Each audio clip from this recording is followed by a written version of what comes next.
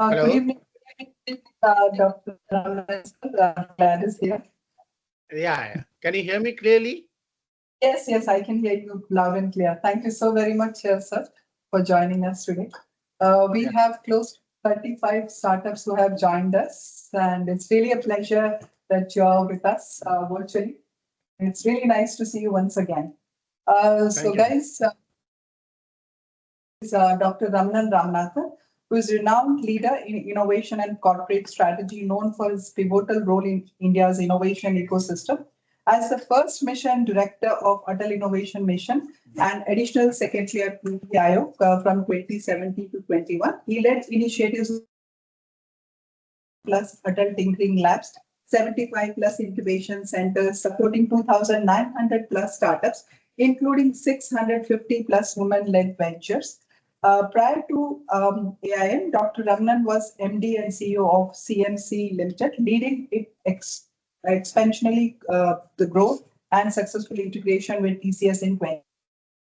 IIT Bombay and Harvard Business School alumni, Dr. Ramanan has received several prestigious awards, including the IIT Bombay Distinguished Alumni Award 2023 and National Digitalist of the Year 2019. He continues to serve in strategic roles globally and advancing innovation and technology. Can we welcome him with a big round?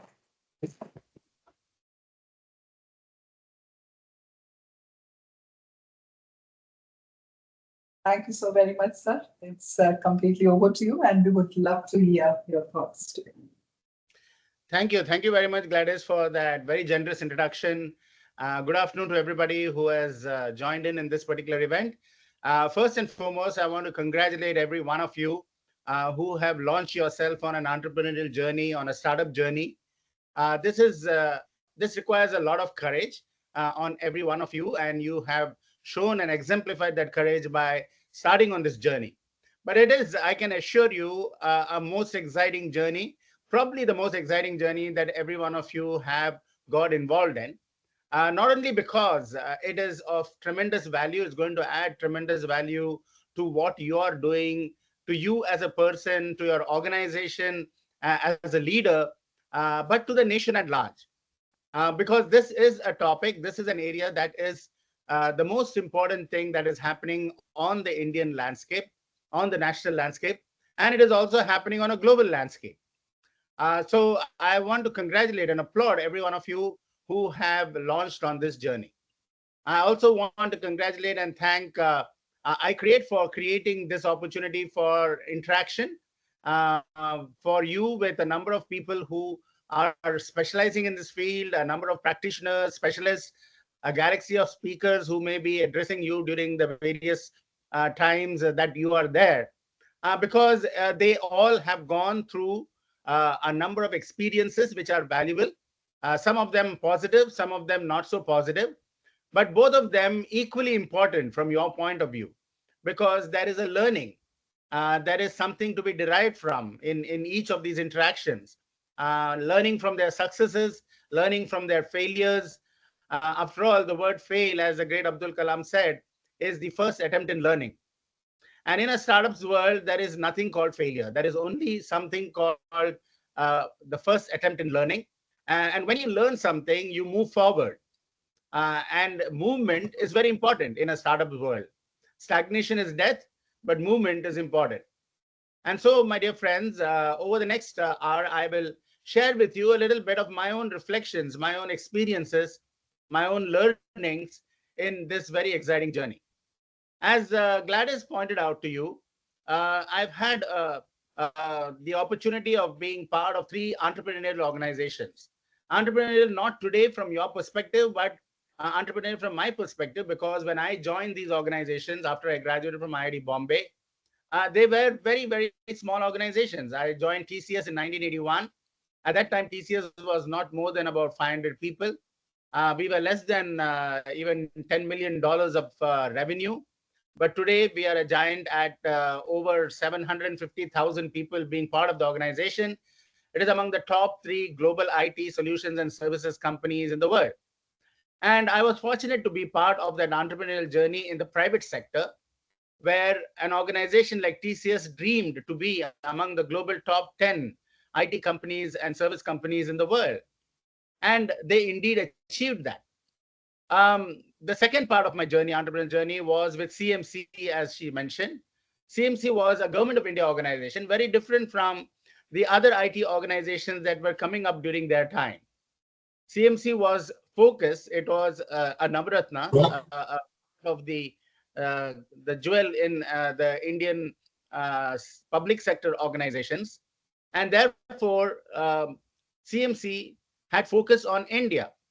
They created a number of solutions in India for solutions that you may be aware today. The Indian Railway Reservation System was developed by CMC. The Bombay Stock Exchange and was the first stock exchange to be automated and to have paperless trading happening on its floors, and that was because of CMC. The first depository in the country, the CDSL, was developed by CMC. A number of ports in the country, the various ports like Jawaharlal Nehru Port or Visakhapatnam Port Trust or Chennai Port Trust and so on, they were automated using marine and container handling systems, cargo management systems, warehouse management systems by CMC. So CMC was a very unique organization where they launched on a series of products based services, asset-based services or solutions-based services that was implemented for many, many large public sector organizations. In 2001, the company was offered for privatization, or in 2000, and the Tata Group acquired that. And I was part of the think tank in suggesting or recommending the acquisition. And then CMC embarked on a privatization journey, much like Air India has embarked today with the Tata Group on a privatization journey. And between 2001 to 2016, the organization operated independently of the Tata of TCS, with 51% ownership by TCS and 49% of by public and financial service organizations. But I moved in as the managing director and CEO of the company at that time, and I was fortunate to see a big successful privatization of an extremely innovative company like CMC, and being able to take its products and its services to the rest of the world. And the third part of my entrepreneurial stint was with the Atal Innovation Mission. In 2016, the government of India, under the vision of the Prime Minister of the country, launched what is I consider one of the biggest initiatives to create a culture of innovation, a thriving, vibrant culture of innovation, and a vibrant ecosystem of innovation and entrepreneurship spreading across the length and breadth of the country. And that's the topic we are going to talk about today.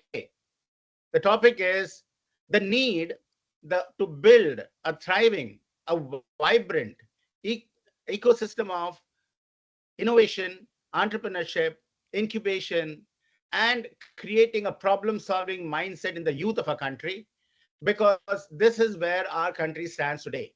We are standing at a very interesting crossroads where three very important things are happening. First and foremost, we are one of the largest countries of the world. We have 1.4 billion people. But the most important thing of this growth of our country in terms of population is the fact that over 65% of our country, that is, and over 50% of our country is under 35 years old and 25 years old. So we are one of the youngest countries of the world. We have what they call as a demographic dividend, which is the envy of many a country. Many countries are envying our position, that we are a young country and will continue to remain a young country over the next 10 to 15 years. Now that you represent, my dear friends, all of you who are assembled there, you represent that youthful energy that is coursing through this nation. And that's a tremendous amount of energy. And when such energy courses through the nation, it has the power of transformation, transforming not only just your lives that you have embarked to change through a startup idea that you are contemplating, but change the lives of the people around you, your family, change the lives of people in the society around you, change the lives of people in the country, and more importantly, also an opportunity to change the people of the lives in the world. So that is the opportunity that a youthful demographic dividend affords. Remember that we already have 300 million people as a part of the middle class rising economy of India. Now, we are going to add another 300 million people to this middle class rising economy over the next 10 to 15 years. And that middle class rising economy is you. You are the youthful aspirants, the 65% of the country who are under 35 years old, who are going to build the future of our country, who are aspirational. You all want a better life. You all are wanting to you want to improve the quality of your own lives. And that means increased demand of new products, new services that is going to be required in order to improve the quality of life. And we have not just 1.4 billion people, we have 650,000 villages in our country. We have more than 715 districts. We have more than 8,000 small towns and cities. And we have only 8 tier 1 cities where people try to migrate for getting a job and for improving the quality of life. Now that, my dear friends, is an unsustainable proposition.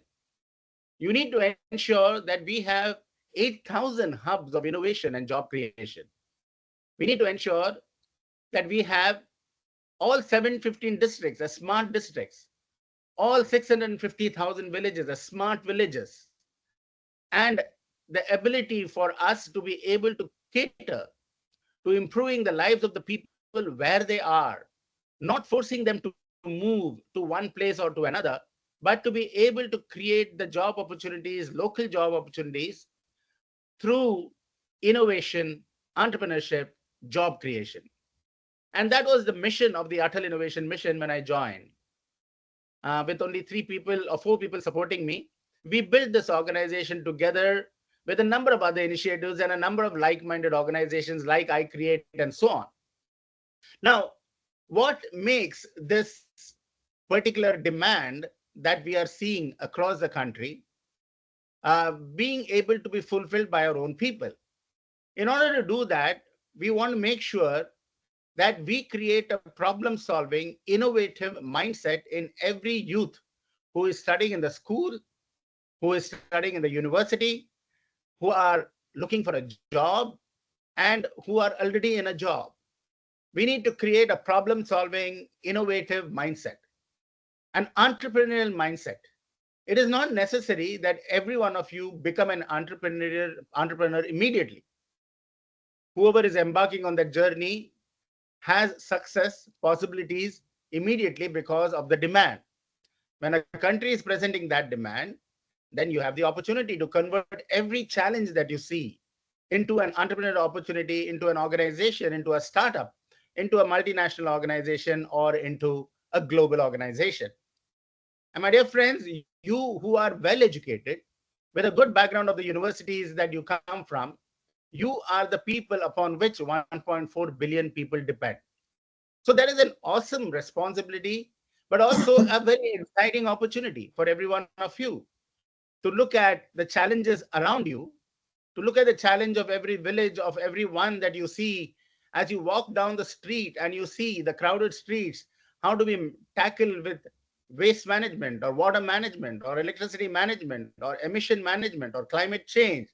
How do we improve the quality of service, of trading, of economic benefits to the people? How do we convert the challenges of transportation into opportunities for leveraging IoT or other technologies? So that is a great opportunity. You just have to be looking out for them. And remember that if you don't fulfill this opportunity, then somebody else will. And who is that somebody else? These are the thousands of companies from across the world who are flocking to India to address this demand. And so they are going to fulfill the demand. Why are they flocking to India? Not just out of the love for India. Of course, India is a beautiful country and they would like to visit India, but that's not the reason. The reason they are here is because of this enormous demand that every one of you can see. And if we don't fulfill the demand, they will fulfill the demand. And that would be a great loss for our own people. So, my dear friends, you have an opportunity not just to be a job seeker, but to be a job creator. Now, you will ask, how is it possible for me, or what are the other factors that are going in for me to to be able to be successful in my startup world? And there are two other reasons. The second reason is we are one of the fastest growing economies of the world. We are growing at a rate of 6 to 8% every year, even during the COVID crisis. When the rest of the world was reeling, our economy was doing well. And today we have an opportunity to grow between 8 to 10% over the next 5 to 10 years in a continuous manner. And that is because we have a fairly highly educated population. We have 1.4 million schools in our country. We have 10,500 related engineering and related engineering institutions in our country. We have over 39,000 colleges. So we have a rich educational ecosystem from where more than 150 million students are graduating over the next 5 to 10 years. Now they have the ability and they have the background and they have the knowledge and they have a growing economy which can support their innovation, which can support their entrepreneurship. We have giant companies like the Tatas and the Reliance and the Birlas and the Mahindras and the Infosys and the TCS and so on, who are now in a position to support innovation, to invest. We have a number of investors across the country who are willing to put their money where a good idea is and to support the idea and back the idea to see that that idea gets converted into an innovation. That innovation gets converted into a product, and that product gets converted into a service and a startup, and it becomes a unicorn. And from where it can become a multinational organization. Not only from the commercial point of view, but also there is backing from a social point of view. There is a tremendous opportunity for social entrepreneurs to seek their fortune at the bottom of the pyramid, as Prahalad calls. Why the bottom of the pyramid? Because that's a large pyramid, that's a large base. And when you serve the bottom of the pyramid, and even if you're looking at 5 to 10% of profit in that particular space, the volume is large enough for you to be able to grow a huge organization where the investment into that organization becomes a necessity to support the services that that particular organization provides. Take, for example, the Khan Academy, which has been founded in the United States. It was set up by Sal Khan, who set up an organization, a small YouTube-based service to help his nephew or niece in their education. Now look at where that free service that he built for his own family members is today. More than 150 countries are now using the services of the Khan Academy. And it grew as a non-profit organization with organizations all over the world pouring their money into the Khan Academy, because that is a tremendous social service which gives, at the end of the day, financial benefits and economic growth for the people associated with it and for the countries where they are implemented. So my dear friends, whether you launch into a social startup, you become a social entrepreneur, or you are a commercially driven entrepreneur, the opportunities in India are tremendous. And we have a fast growing economy to be able to back both from a government side and from a private sector side. The third reason why you are going to be successful as a startup founder is the fact that we are in a technologically developing world. Technology is changing the very shape of the world that we are all living in. It's changing the way you are experiencing the world and the way the world is experiencing you. 3D printing is revolutionizing the way you can conceptualize, design, define, develop a product right in front of your eyes. And it can be developed from a Kirana store. It can be developed from your own lab, which you are working in your college or in your school, from your Atal Tinkering Lab. Or it can be developed from your own home, because a 3D printer is no longer costly. And 3D printing has use everywhere, whether it is in agri-tech or health tech, whether it is in drone technology and so on and so forth, whether you want to design new buildings or constructions. A 3D printer can help you create a prototype in a very short period of time and be able to launch into the market if somebody sees the benefit of that good idea. Robotics is driving the next degree of productivity and automation. IoT or sensor technologies is being implemented in man, machine, device, soil, space, and it is able to collect vast amounts of data in real time. And this data is being communicated through very high-speed networks, whether it is fiber optics, satellite, Starlink, or whatever. And these large amounts of data which are being transmitted simultaneously from a huge variety of devices implemented, like I said, in man, machine, device, soil, or space, is now being processed by high-speed computing, advanced computing, and the ability to process these large amounts of data through multiprocessing technologies or through nanocomputers or through supercomputers and so on, the size of which is now sitting inside your pocket, that has enabled artificial intelligence to become a reality. So when we have this convergence of advanced computing, advanced communications, advanced data processing, advanced data collection, and data mining and pattern recognition, then artificial intelligence now adds a new layer of possibilities. And that, my dear friends, is a tremendously redefining, reimagining layer. You can virtually reimagine every product that you have to be integrated with AI to give you new functionality, new features that you did not dream of. All of you are already using ChatGPT. Last year, you didn't know what ChatGPT was. And today, everyone is referring to ChatGPT for whatever work they are doing, to be able to get summarized information from the internet at the click of a button. And now you're going to have generative AI, and you're having AI agents, all of which is becoming available to you through tools, through apps, and you are able to now reimagine everything. The classroom that you're sitting in, how do you make it smarter? The home that you are living in, how do you make that smarter? The roads that you're traveling in, how do you make them smarter, and so on and so forth. There is no end to it. And you know that India has launched on 100 smart cities, but we have 8,000 small towns and cities. What is to prevent us from making all those 8,000 small towns and cities smart cities? All of you are experiencing services like Blinkit, Quick Commerce, Zepto, and so on. And these are all services that have sprung up within the last couple of years. So, my dear friends, technology has become affordable, accessible, available, and advanced. And as a result of which, it has opened up unending possibilities for you to take an idea, infuse it with advanced, affordable, accessible, and available technology, and create a unique product or a service that has not been created before, to address a problem that has not been solved before, or to address a problem that has been suboptimally solved so far.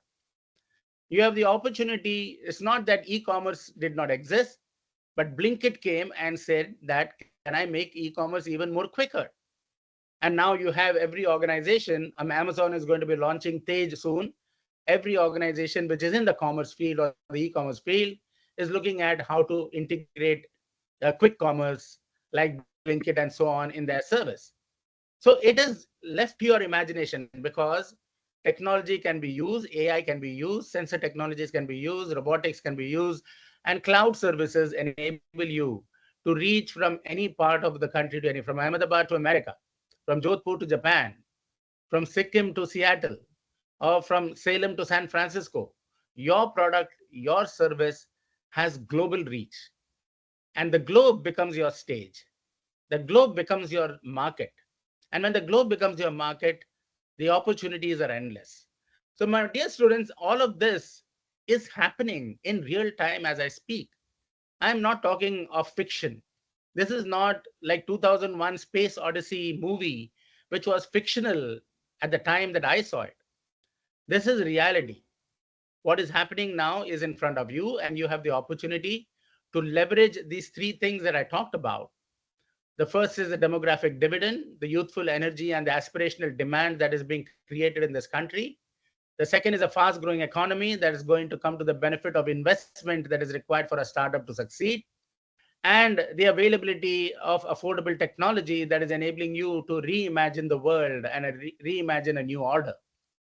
Now, what is the government of India doing in this scenario to be able to build a thriving, vibrant culture of innovation and establish an ecosystem, a vibrant ecosystem of innovation that is supporting you? You see, Indians are second to none.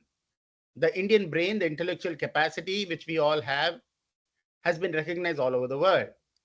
Whether you are a scientist or an engineer, whether you are a philosopher or an artist, whether you are in the spiritual field or whether you are in the materialistic field, Indians have shone everywhere. But they shine even better when there is the availability of an ecosystem that allows them to blossom their creative potential. And that is why you are having today a Satya Nadella heading Microsoft, a Sundar Pichai heading Google, a Shantanu Narayan heading Adobe, an Arvind Krishna heading IBM, a Parag who used to head Twitter, and so on and so forth. Every university from Harvard Business School to Carnegie Mellon or Cornell is having Indian professors at the helm of affairs. So they have all blossomed in an ecosystem that is supporting innovation and allowed them to rise to their full potential. We need to create that same ecosystem in India to be able to allow every one of you to become the next Satya Nadella, that's next Sundar Pichai, the next Abdul Kalam. Remember, Abdul Kalam came from the humble town of Rameshwaram. Many of you may not even have been there. It is in the coast of India. It's known more for its fishing boats than for its schools. It's known more for its temples than for its universities. And from such a humble town came a humble man who, sitting on a fishing boat, dreamt of flying a plane which he saw flying overhead. He didn't become a pilot, but he became one of the finest scientists India has ever seen. He writes in his book, Ignite, that dream big and you will achieve great things. Dream small and you'll be limited by your own dreams. So my question to you, my dear friends, is, are you dreaming big? And if you dream big, you will achieve it. Then you have to see what is the ingredients to make it succeed. But if you dream small, you will be limited by your own dreams. And that is why I urge every one of you to become a job creator, because that is dreaming big. Becoming a job seeker is not bad. You can become a job seeker.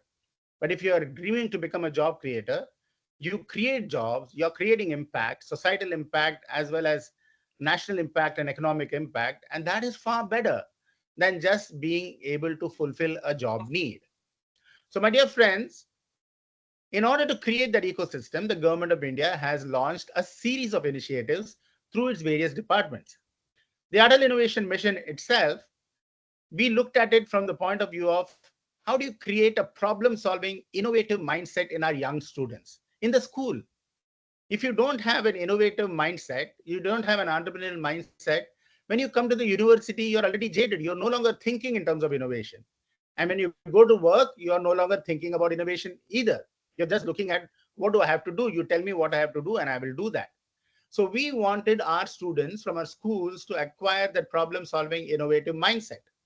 And also a knowledge about the latest technologies upon which solutions of tomorrow are being built, like 3D printing, robotics, IoT, miniaturized electronics, augmented reality, virtual reality, cloud services, AI, and so on. So the government of India launched on a series of establishing Atal tinkering labs across the country in all the districts, so that young students from grade 6 to grade 12 have the ability to have access to these latest technologies as do-it-yourself kits, like a Lego set, where you play with Lego, you assemble a block, you assemble houses, and so on and so forth. Today, you have electronic and tinkering do-it-yourself kits with which you can create a solution, a prototype of a solution to a problem. For example, a surveillance-based system, an IoT-based soil health card, so solar panel-based irrigation management system, and so on. And we encourage the young students into the world of innovation through identification of problems and then grouping together, 3 or 4 of them grouping together, just like a startup, and thinking how they would solve the problem using the technologies that are available to them.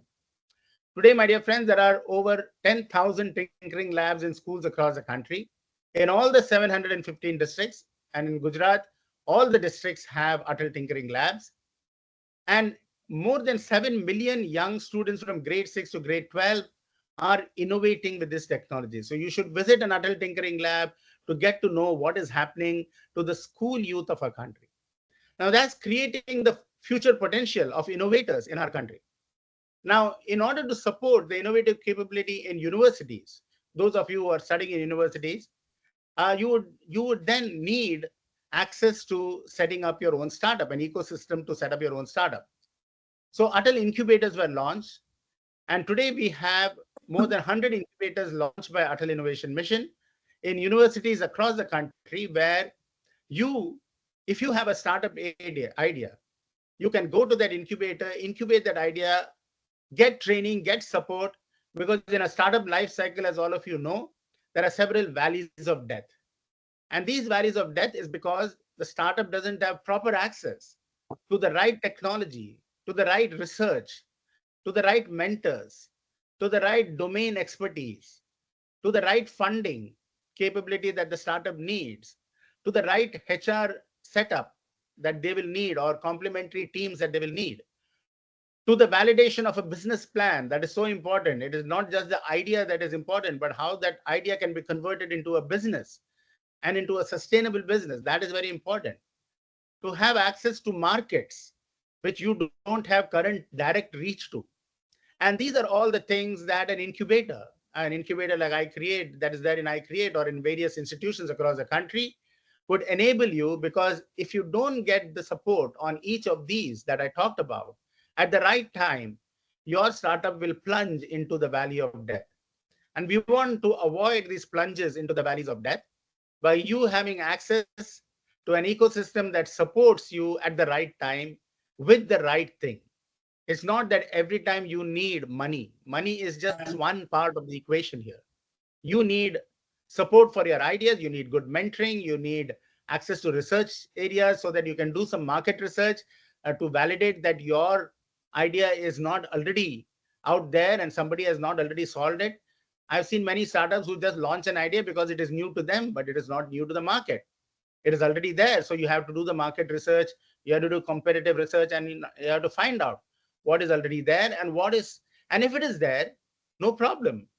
What are you going to add to what is there to make your solution unique? So, my dear friends, incubators have been set up, and today we have over 700 incubators in our country.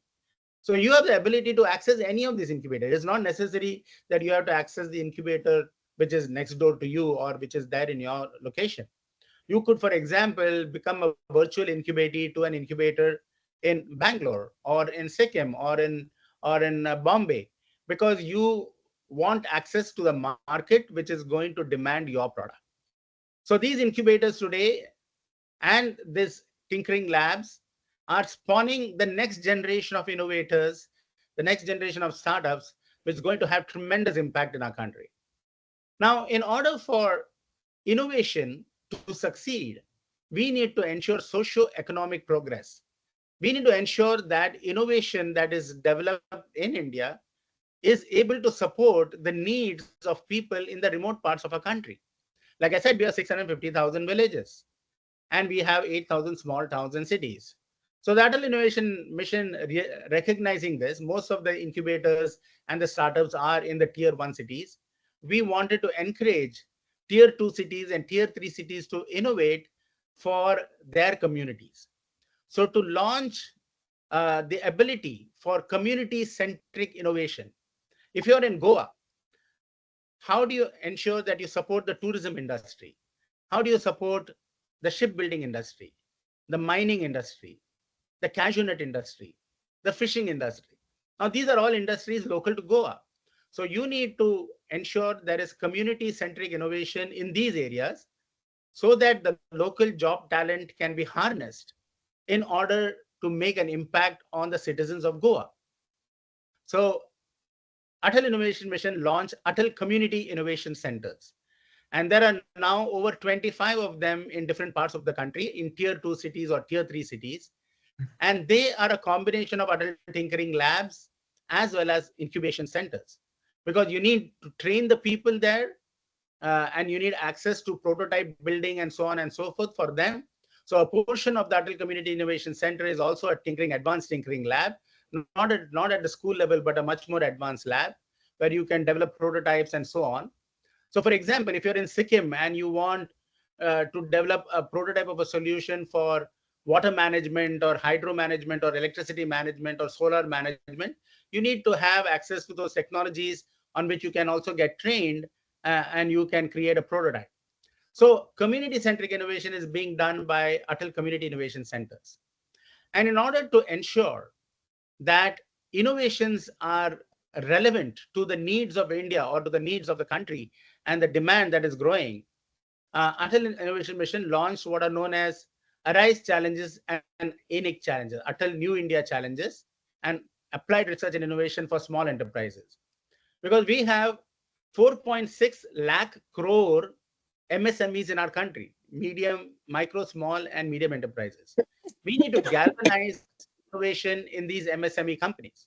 So to galvanize this innovation, we ensured that Arise challenges are launched so that these MSMEs can innovate. After all, Make in India can succeed or manufacturing. Now there is a big thrust to the manufacturing center. But all of you would be aware that still 70 to 80% of the electronics is imported in our country. Now, why do we need to do that? Why do we need to import a PCB from China or from Taiwan or from Korea and so on? Why can't we build our own PCBs here? Why can't we have the finest engineers from in our country? More than 1 million engineers are graduating every year from our country. How do we ensure that we capture this engineering knowledge and this prowess in creating design factories to innovate and create our own local electronics? So that is why MSME, Applied Research and Innovation for Small Enterprises, has been launched so that we can reduce import dependency, and more importantly, we can create an export market just like ISRO has done. What did ISRO do? ISRO is in one of the most complicated technological areas in the world. It is in space technology. But ISRO developed their own GSLV rockets and launch vehicles, where more than 108 satellites could get launched simultaneously from their launch vehicles. And they were able to do it at a fraction of the price that is being done in the international markets. So what has happened as a result of it? Everybody is looking at Indian satellite, ISRO, and space tech in India as how is it that they have been able to be so frugal in their expenditure, but so innovative in their impact. We are among the few countries in the world who have actually sent a vehicle to the moon, which has landed on the moon, on the dark side of the moon, and so on and so forth. And there are many, many other plans. Now, these are our defense, for example, has launched what is known as IDEX. Atal Innovation Mission helped defense to launch IDEX, which is Innovations for Defense Excellence.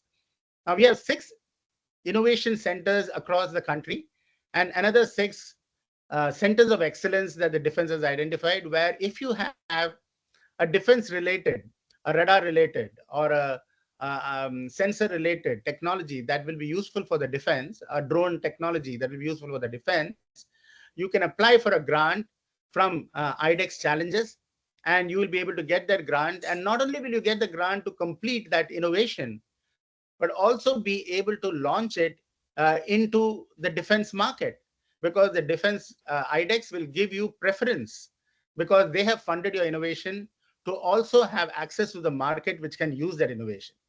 Now, these are all the various ways in which various departments in the government, whether it is Ministry of Agriculture, Ministry of Defense, Ministry of Space, are encouraging startups like you to come up with great ideas, to look at their problems and to see what solution can be useful to them. They are willing to spend money on you, give you grants, not just loans. We are not talking of loans, we are talking of grants here. And the government is the biggest dispenser of grants today in the ecosystem. If you go to a bank, they will give you a loan, they'll not give you a grant. If you go to a VC, he will say, show me your ready-made product before I can give you, invest any money in you. But the government doesn't have those restrictions. And so you are able to avail through Startup India, through Seed India, through Atal Innovation Mission, through the DST, Department of Science and Technology, through the DBT, the Department of Biotechnology, whatever area of research that you are familiar with, whatever area of domain and technology that you are familiar with, you just have to find the right idea, a right problem to solve. We are a country of 1 billion people. but with a million challenges. And a million challenges, my dear friends, are a million opportunities for us to be able to create an entrepreneurial organization and a startup. And so I say to you, no other time in the history of the evolution of a country has been so good as now, the times that you are in.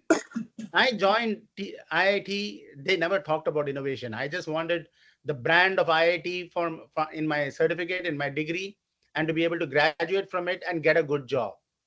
I wanted to either join the government or to join the Tata Group. At the end of my career, I have done both of them. So that was what we were aspiring for. But you, my dear friends, should not aspire for that. You should aspire for much more.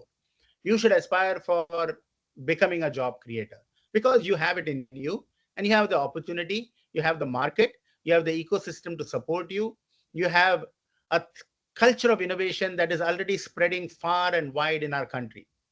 I'm amazed as I travel across the country. I travel a lot and I visit a number of universities. I would have loved to come there, but I had a fracture of my hand, and therefore I could not, travel there. Otherwise, I would have come physically and met all of you, because it is so exciting to meet young students like you, or young people like you who have great idea.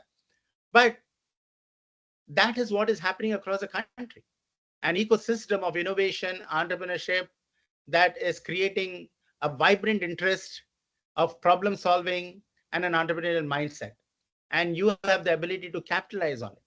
Now, I just want to talk about a few other things which are very unique about India and which is not there in many other countries.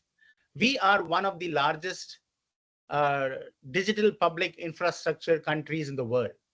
We have set up digital public infrastructure. Digital India has been a unique experiment which is not there in the rest of the world. And so what you're seeing, because of Aadhaar ID, because of direct beneficiary capability, where to the end farmer or to the end beneficiary, a direct payment from the government can go without having any intermediate layers, stopping it, blocking it, or misusing it. Uh, we have enabled mobile payments. We have one of the fastest growing and the lowest cost mobile communication countries in the world.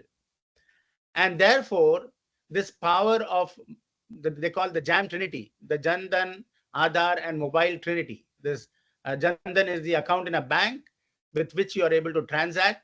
So whatever product or service, I mean, can you imagine 15 years ago or even 5 years ago that the I've seen, for example, of course, the Kirana stores are all showing a QR code. You just show on that.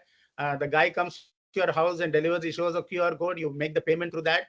But the funny thing is, I went to a temple and there are a set of beggars there, and they showed me a QR code and said, "Can you transfer money onto that?" So you have mobile payments that are happening at the click of a button, and that is what Digital India has enabled. And the rest of the world is watching still with wonder as to how a 1.3 billion country has implemented this so easily and so flawlessly that everybody is using it. Of course, there are other initiatives that the country has launched. And for example, ONDC.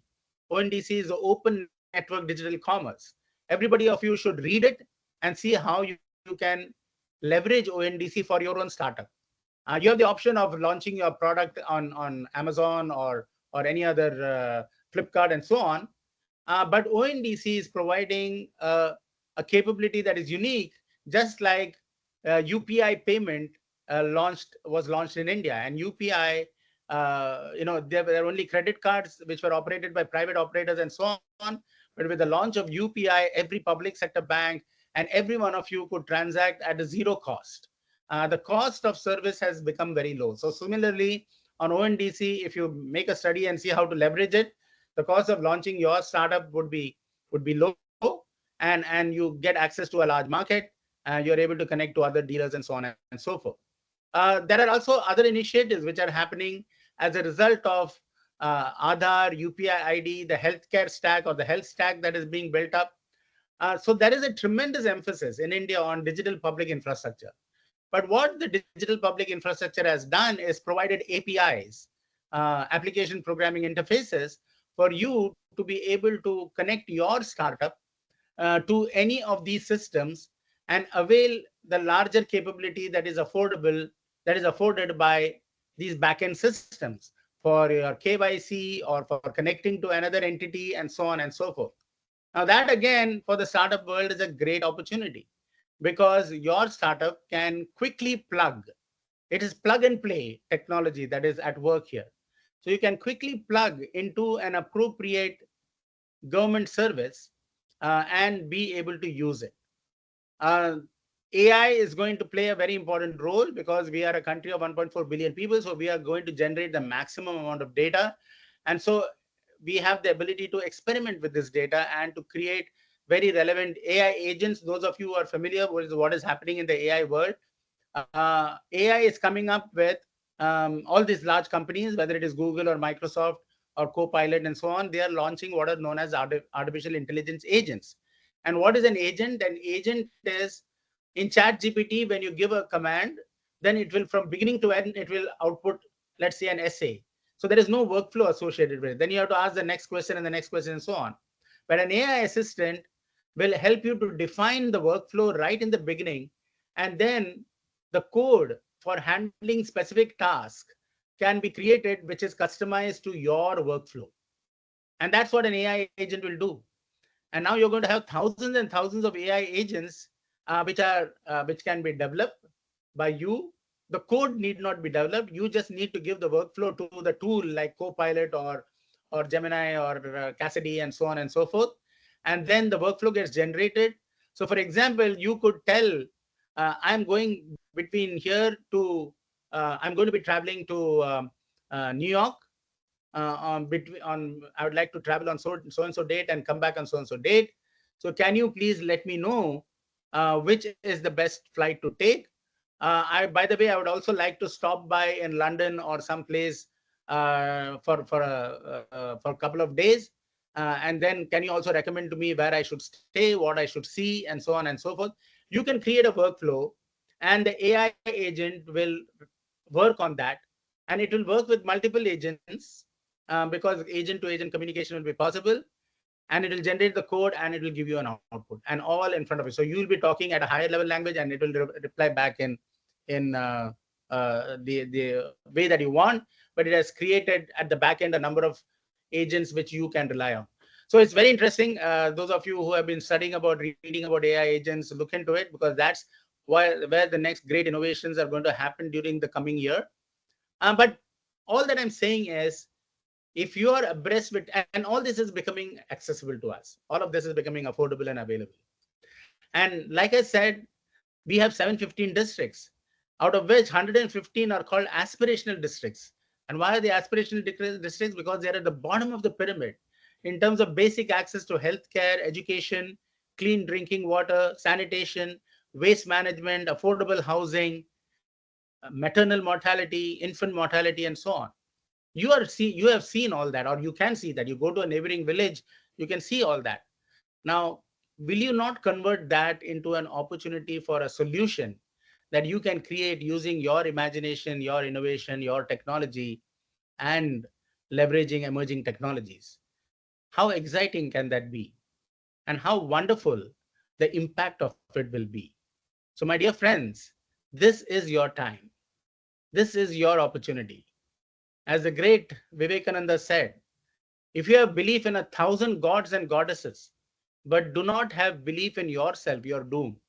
And for a startup, you have to have tremendous belief in yourself, the ability for you to succeed, and the ability for you to make a difference and make an impact.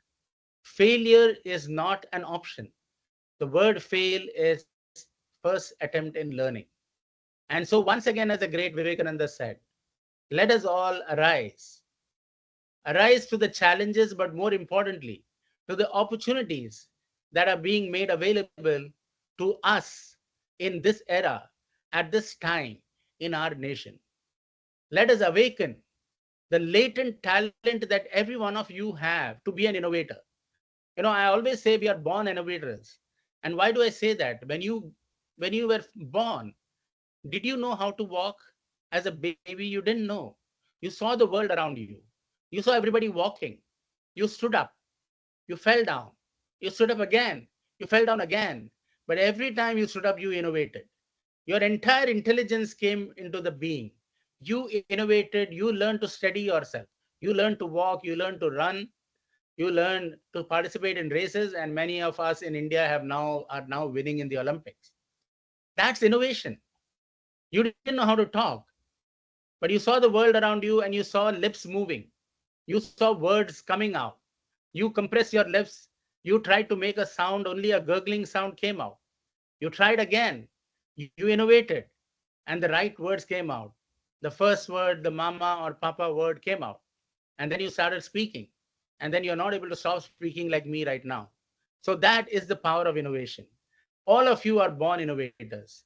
But somewhere, when we are studying and the society around us makes us believe that innovation is only in the realm of genius. Only a few people can innovate and all of the others cannot. And nothing is farther from that than in truth. In truth, the whole world has developed to where it is today because of a series of innovations that different people did at different times. And we are all now standing on the shoulders of giants. And it is our duty and it's our responsibility to innovate further to make a better world, a more responsible world, a greener planet, a more sustainable culture, and a happier world for all of us to live in. And you have that opportunity. I'm sure you will all arise, awake, and stop not till your goals are reached.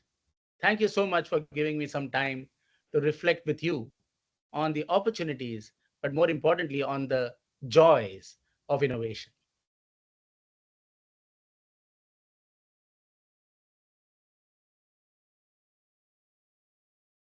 So very much, Dr. Ramanan Ramanathan sir, for giving us this precious time and sharing a lot of insight. And I know that it has been eye-opener for many of them. We know there are a lot of opportunities in front of us, but we tend to ignore that. So sharing this great journey that you had with Atal Innovation Team and the work that you have done, that speaks a lot and that speaks a volume. So I believe that everyone has got a lot of takeaways today, and they will be inculcating that in their innovative journey. And thank you so very much for your wonderful time, sir. Do we have a minute or so to take a question or something Sure, from sure. Happy to. guys? Any questions?